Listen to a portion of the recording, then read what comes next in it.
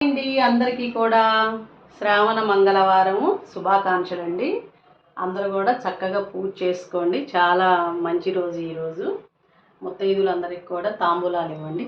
ఇదిగోండి నేనైతే మా పాపకి ఇదిగోండి ఇట్లా అయితే తీసుకున్నాను. తనకి పట్టు చీరలు అయితే తీసుకున్నాను. అమ్మవారి ముందు పెట్టి తనకి ఇవ్వాలనుకుంటున్నాను. ఇదిగోండి ఎలా ఉన్నాయో చూడండి.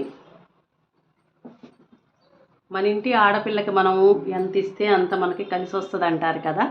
అది మనం చెప్పే విషయం కాదండి. మన పెద్దవాళ్ళు ఎలా ఫాలో అయితే మనం కూడా అలా ఫాలో అవ్వాలి.